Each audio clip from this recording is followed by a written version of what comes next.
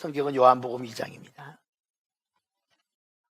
요한복음 2장 21절로부터서 25절까지 우리 다 같이 봉독을 하시겠습니다. 시작. 그러나 예수는 성전된 자기 육체를 가리켜 말씀하신 것이라.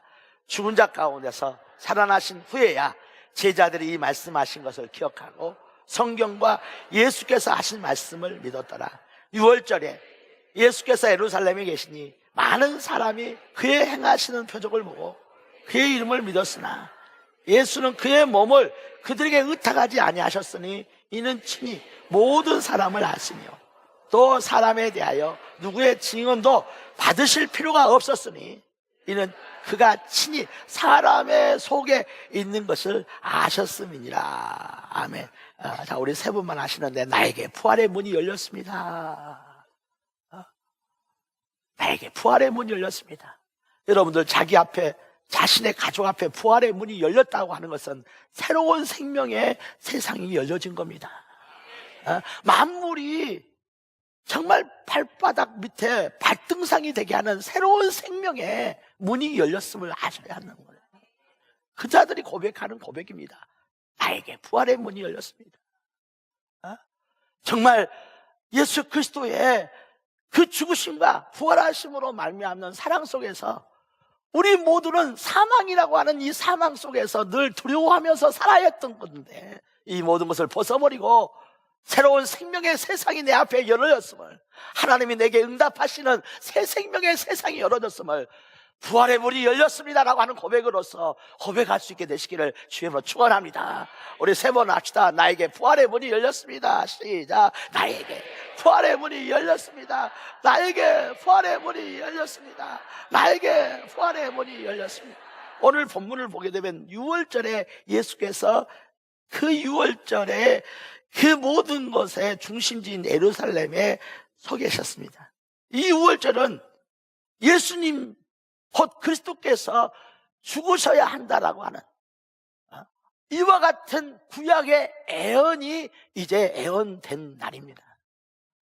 이스라엘이 애굽에 있어서 이제 임망과 문설주의 피를 바르고 그 민족이 나왔습니다. 이 일을 기념하여 하나님께서 이스라엘 백성들로 하여금 6월절을 지키라고 명령을 하셨는데 이 6월절은 그리스도의 죽음을 애언하는 겁니다. 그러니 죽음의 날짜에 그 죽음의 제물이 되실 자가 지금 서 있는 겁니다. 자신의 죽음을 많은 사람들이 기념하고 있는, 많은 사람들이 소리치고 있는 그 한복판에 그 죽음의 당사자가 서 있는 겁니다. 얼마나 참담한지 모릅니다.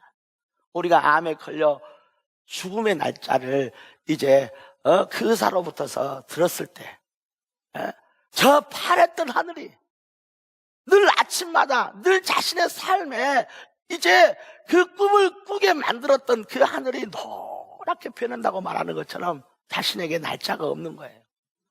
앞으로 일주일이 산다고 생각합시다. 그러면 그 첫째 날, 둘째 날, 셋째 날 의미 없는 삶을 살겠습니까? 얼마나 많은 생각이, 얼마나 많은 이야기들이 자기 자신의 마음속에 존재할지라도 그는 그것들 중에서 가장 중요한 것을 할 수밖에 없는 것이 죽음의 날짜를 받아놓은 자의 이야기입니다. 이러하튼 인생사도 그리하거늘 하물며 6월절 자신의 죽음이 이제 지적되어 있었던, 지명되어 있었던 그 6월절 한복판에 주님이 서 계셨으니 주님이 어떠한 죽음을 죽으셔야 하는 것인가를 여러분과 내 자신은 이곳 안에서 함께 누리게 되시기를 주여 축원합니다. 할렐루야, 할렐루야. 자신의 죽음으로 말미암는 이 죽음 속에서 여러분들 무화과 나무의 저주가 뽑혀져 나오고 있음을 아셔야 한다는 것이에요. 할렐루야. 이 날에 예수님은 자기를 믿은 자들에게 자기 몸을 의탁하지 않았다고 이야기했어요. 23절 보게 되면 6월절에 예수께서 예루살렘에 계시니 많은 사람이 그의 행하시는 표적을 보고 그의 이름을 믿었어요. 자기를 믿은 자들에게, 자기 자신을 향하여 마음의 문을 여는 자들에게, 자신을 향하여 따뜻한 얼굴을 가지고 있는 자들에게, 자신에게서 무슨 말이든지 듣고자 원하고 자신에게서 무엇이든지 간에 느끼기를 원하고 체험하기를 원하고 함께하기를 원하는 자들에게 4절에 예수는 그의 몸을 그들에게 의탁하지 않았다라고 이야기하는 거예요. 차라리 믿지 않는 자들이었다면 자신의 몸을 그들에게 의탁하지 않았을지라도 아프지 않았을 것입니다. 그러나 자기를 믿은 자들에게 자기 몸을 의탁하지 못하시는, 여러분들 그 자기를 믿은 자들에 의해서 십자가에 달리셔야 한다는 거예요. 자기를 의지하고 있는 자들의 손에 의해서, 그들의 그 분노에 의해서, 그들의 그 미움 속에서 십자가에서 자신의 옆구리가 터지고 자신의 손과 발에 못이 박혀야 되는 이 참담한 상황을 미리 알고 계시는 주님의 진퇴양난 같은 마음을 아시기를 예수 축원합니다. 자기 몸을 맡기지 못했다는 것. 우리 다 같이 23절로부터 25절까지 읽겠습니다. 시작. 사람에 대하여 누구의 증언도 받으실 필요가 없었으니 이는 그가 친히 사람 속에 있는 것이 무엇이다라고 하는 것을 아셨습니다. 사랑하는 성도 여러분들, 차라리 믿지 않았다면, 저들이 예수를 믿지 않았다면 예수의 마음이 이와 같이 찢어지지는 않았겠죠. 차라리 자기 자신이 사랑하여 이제 인생들에게 오셨다라고 요한복음 3장 16절이 말하고 있는 것처럼 저들을 사랑하지 않았다면 그들에게 자기 몸을 맡기지 아니함으로 말미암는 고통이 없었겠죠. 그러나 사랑하는데도 불구하고 자기 몸을 맡기지 못하시고 있는 예수를 여러분의 자신은 아셔야 한다는 것이에요. 자기를 믿는 자들에게 자기 몸을 맡기지도 못하셨고, 자기가 사랑하여 왔지만은 사랑하는 자들에게 자기 몸을 맡길 수가 없는, 어찌 보면 믿는다라고 하는 자와 정말 예수 사이에 정말 서로가 서로를 향하여 다리를 건너오고 서로가 서로를 향하여 손을 내밀어서 감정을 공유하고 의지를 공유하고 뜻을 공유할 수 없는 이와 같은 일을 미리 알고 계시는, 이미 알고 계시는 주님의 고통을 아시기를 예수 축원합니다. 여러분들, 이와 같이 예수와 그 예수를 믿는 자 사이에 있는 이제 깊은 단절의 그 구덩이를 완전히 뿌리채 뽑아버리기 위하여 예수가 십자가에서 자기 자신을 죄로 내놓으셨음을 우리 아셔야 된다는 것이에요. 그와 같이 예수와 자기를 믿는 자 사이에 건너갈 수 없는, 건너올 수 없는 깊은 이와 같은 이제 그 계곡을 이제 무화과나무 뿌리를 뽑아버리고 나셨기 때문에 이제 그 윗절 저 제자들이 알기 시작했다라고 이야기를 하고 있는 겁니다. 자, 우리 22절 다 같이 읽겠습니다. 시작.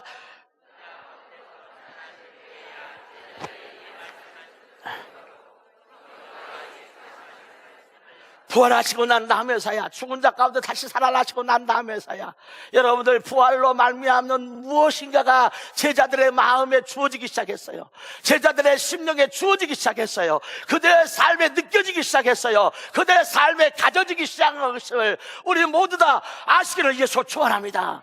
그러기 때문에 믿었지만은 주님이 자기 몸을 맡기지 못했던, 정말 그들에게 자기 뜻을 알려줄지라도 그들은 예수를 죽일 겁니다.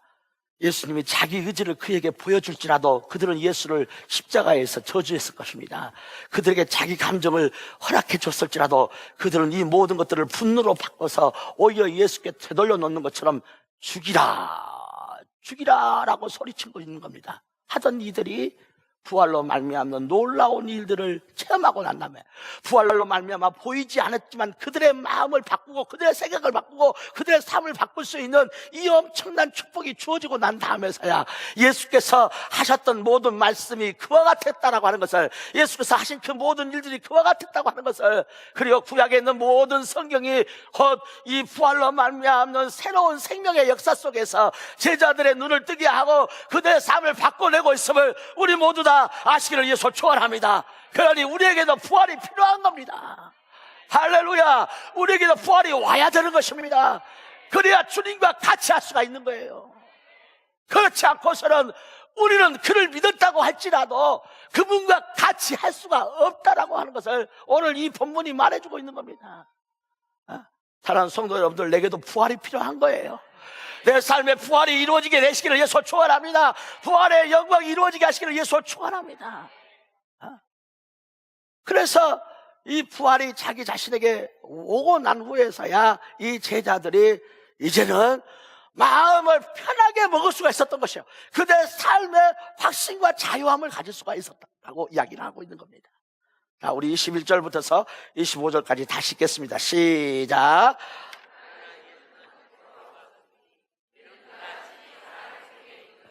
하나님의 응답을 구하시거든 부활을 찾으시기를 예수 축원합니다. 하나님의 사랑을 구하시거든 부활을 구하시기를 예수 축원합니다. 이적과 기사가 필요하거든 부활을 구하시기를 예수 축원합니다. 만물이 복종하기를 원하거든 부활을 구하시기를 예수 축원합니다. 믿었기 때문에 자기 생업을 포기했고, 믿었기 때문에 자기 현실의 삶 속에서 자기 자신의 뜻대로 자기 자신의 의지대로 행동하지 않냐고 예수를 따랐을 것입니다. 그런데 그들 속에 치명적인 역사가 있었다는 거예요. 치명적인 일들이 있었다는 거예요. 주님은 그것을 아시기 때문에 그들에게 자기 몸을 맡기지 않았어요. 그러나 부활하시고 난 후에는 주님께서 자기 몸을 맡기시되 한 몸이 되게 하신 것임을 아셔야 되는 것이에요. 함께 하시기 시작하실 것임을 깨달으시기를 예수 축원합니다. 응답이 되기 시작했어요. 사랑이 찾아오기 시작했어요. 이적과 기사가 주어지기 시작했어요. 만물이 복종케 되기 시작한 것임을 깨달으시기를 예수 축원합니다. 저희 교회 백복순 집사님이라는 집사님이 계세요. 나이가 80이 다 되신가요? 넘으셨나요? 항상 허리를 꾸부장하고 교회로 달려오시는 분입니다. 그런데 어지러워서 맨날 며칠 동안 집안에 누워서 이리 둥글 저리 둥글 자신의 어지러움을 이기지 못하고 그렇게 계신 분이, 예, 이분이 항상 주보를 읽고 또 주보를 가지고 일주일을 사는데 그 주보 속에서 이제 자신의 감정과 자신의 느낌을 의지하지 말아라. 여러분들 말씀의 뿌리를 내리시기를 예수 축원합니다. 왜? 말씀이 하나님이라 이 말이에요. 이 말씀을 읽고 또 읽었는지 어떤 순간에 번쩍 마음이 바뀌며 생각이 확 바뀌기를, 느낌과 감정을 의지하지 말라고 했지. 말씀의 뿌리를 내리시기를 바랍니다. 부활의 뿌리를 내시기를 해서 축원합니다. 이로 말미암아 그래 내게 새로운 생명이 왔지 않는다는 거예요. 아멘. 그래서 이제 자기 집에 있는 그 이리 둥글 저리 둥글해서 그러신지 그 쓰레기를 쓰레기통에 버리려고 이제 테스트를 해봤다는 거예요. 일어나서 쓰레기통에다가 쓰레기를 버리는데 안 어지럽다는 거, 안 어지럽다. 아멘. 좀 크게 하시다. 아멘. 이렇게. 할렐루야. 안 어지럽더란 거예요. 그래서 안 되겠다. 이제는 집 밖에 있는 쓰레기통에다가 가서 버려야 되겠다. 그래서 이제는 더 큰 모험, 말씀이 나았다고 하지 않냐 이 말이에요. 부활이 우리에게 주어졌다고 말하지 않냐 이 말이에요. 나에게 부활의 문이 열린 것입니다. 할렐루야. 그래서 집 밖에 있는 쓰레기통에다가 쓰레기를 버리러 가는데 안 어지럽드는 거야, 안 어지럽드는 거야. 여러분의 것이 되시기를 예수 축원합니다. 그래서 이분이 이제는 집 밖에 있는 쓰레기통에 쓰레기를 버린 것이 아니라 광주병원에 있는 곳까지 갔어. 집에서 멀리 떠나서 갔어. 그러는데 그 광주병원에 있는 사람들이 바라보고, 오늘 날씨가 참 따뜻하네요 그랬다는 거예요. 엄청 추운 날. 그러니까 이 광주병원에 있는 사람이 뭐라 했겠어요? 이상한 사람이라고. 오늘같이 추운 날 무슨 날씨가 따뜻하냐고. 근데 그분이 뭐라 한지 아세요? 말씀이 나를 뜨뜻하게 하더라. 따뜻하게 하더라. 따뜻하게 하더라는 거예요. 여러분들, 말씀이 살아있음을 아셔야 되는 것이에요.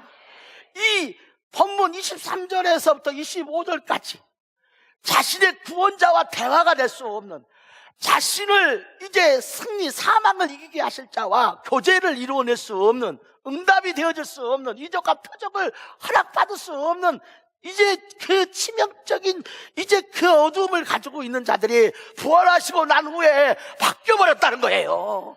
부활의 문이 열리고 난 다음에 바뀌어버렸다는 거예요. 여러분들, 자기 인생이 승리로 서게 된 것임을 아시기를 주여 축원합니다. 바뀌어버렸다는 거예요. 왜? 여러분들, 무화과 나무의 저주가 뽑혀버렸기 때문에, 내 삶을 가로질러 막고 있는 율법의 저주가 뽑혀버렸기 때문에, 내 자신의 발목을 잡고 있는 사망의 뿌리가 뽑혀버리기 때문에 말입니다. 할렐루야. 자기 앞에 부활의 문이 열려져 버렸기 때문에 말이요, 새 생명의 세상이 열어졌음을 깨달으시기를 예수 축원합니다. 알았기 때문에 그들이 말하기를 이제 그 말씀과 그 모든 성경이 믿어졌다고 이야기를 하고 있지 않습니까? 이 예배 시간이 여러분들에게 그와 같은 이적이 일어나는 시간 되시기를 예수 축원합니다. 자, 21절 22절 다 같이 읽겠습니다. 시작. 그러나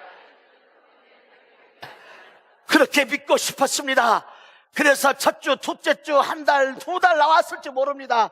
어느 순간부터서 자기 자신이 교회에 와서 예배를 드릴 시간에 비해서 믿어지지 않습니다. 의미가 없습니다. 뭔 말하는지 모릅니다. 여러분들, 그들에게 부활이 필요하다는 것을 아시기를 주의 이름으로 축원합니다. 자기 삶에 응답이 없어서 마치 고행하는 종교처럼, 희생하는 종교처럼 자기 인생이 소진되어지는 고통 속에 있는 그들에게 부활이 필요하다는 것을 깨달으셔야 되는 거예요. 왜? 무화과 나무의 저주가 뽑혀버려서 나를 이제 발목 잡고 있는 나의 삶의 빗장처럼 이제 가로질러 있는 그 저주가 뽑혀버려서 우리를 응답하시는 부활의 문을 통하여 부활의 그 삶의 현장으로, 새 생명의 현장으로 모두 다 뛰어나와서 그곳에서 부활을 누리시기를 예수 축원합니다. 그게 주의 음성이었다라고 하는 거 아닙니까? 자, 사도행전 2장을 봐보시죠. 32절, 이 예수를 하나님이 살리신지라 우리가 다 일의 증인이라. 그러므로 하나님이 오른손으로 예수를 높이매 그 예수님께서 약속하신 성령을 아버지께 받아서 너희 보고 듣는 것을 이와 같이 부어주셨느니라. 이로 말미암아 성령의 충만함으로 부어진 자, 이제 동파된 수도꼭지에서 쩔쩔쩔 나오는 차가운 그와 같은 수돗물이 아니라 부어졌다. 여러분들, 하나님의 영이 부어지기를 예수 축원합니다. 이적이 일어나기를 예수 축원합니다. 마무리 복종하기를 축원합니다. 이로 말미암아 성령의 충만함을 받은 자들이, 이제 성령의 역사심의 충만함 속에 관 제자들이, 자기들이 예수를 십자가에 못 박을 때 부인했습니다. 예수가 로마 군병의 채찍에 의해서 채찍을 맞을 때 그들은 이제 힐끗힐끗 쳐다보면서 그 예수가 짊어지고 있는, 그 예수가 고통받고 있는 현장을 외면했던 배신자들입니다. 배역자들입니다. 그런 자기의 죄가 사해졌다라고 하는 말을 하는 게 아니라, 자신의 허물이 용서되었다라고 하는 말을 하는 것이 아니라, 여러분들, 만물이 발등상이 되어지는, 원수가 발등상이 되어지는, 만물이 복종케 되었다라고 하는 전혀 다른 고백을 고백하고 있음을 깨달으셔야 되는데, 이분이 성령이라는 거예요. 이것이 부활이라고 이야기하는 거야. 자, 우리 34절부터 35절까지 다 같이 읽겠습니다. 시작. 성령이 찾아왔다. 성령의 부어짐을 받은 이들이 놀랍게도 자신이 예수를 배신했다, 자신이 예수를 십자가에다가 이제 팔아먹었다라고 하는 자기의 죄 사함에 대하여 느끼고 있고, 죄 용서에 대하여 확인하고 있는 것이 아니라, 이들은 그 죄 사함과 그 용서에 대한 이야기를 마치 작은 것, 하찮은 것처럼 여겼는지, 오히려 그들의 입에서 만물이 발등상이 되게 되었습니다 라고 하기 시작했다는 것이에요. 여러분들, 이로써 용서되어짐이 이제 복음의 본질의 자리에 있지 않냐고. 여러분들, 만물이 복종케 되어짐이 오히려 그 복음의 본질에 서 있음을 아셔야 된다는 것입니다. 우리는 율법의 저주가 뽑힘으로 말미암아 죄사함을 받았습니다. 할렐루야. 무엇으로 알았느냐? 부활의 문이 열려버렸기 때문에 그렇다는 거예요. 새로운 생명의 문이요. 우리가 이 일을 이제 사도들이 뭐라고 하느냐? 하나님을 아무도 본 적이 없다는 거예요. 30여 절. 예수를 하나님이 살리신지라. 하나님을 본 적이 없는데 예수의 부활을 하나님께서 하신 사건이라고. 여러분들, 우리는 일의 증인이라고 고백한 것임을 아셔야 되는데, 구약의 엘리사라고 하는 자가 능력 많은 선지자 엘리야를 따라다녔습니다. 엘리야의 역사는 가히 전 이스라엘로 하여금 가슴 졸이게 하며, 이것이야말로 하나님의 역사가 아니고 무엇이 하나님의 역사이겠느냐라고 고백하게 하는 최고의 사건들이었습니다. 그러니 엘리야를 따라다니면서 엘리야의 능력을 자신에게도 달라고 요청했어요. 이때 엘리야가 너의 구하는 바가 무엇인지 네가 알지 못하나, 이렇게 표현했어요. 다시 말해서 엘리야는 엘리사에게 그 능력을 줄 수 있는 능력, 그 어떤 기회, 어떤 자격에 대해서 이제 노코멘트 했다라고 하는 거예요.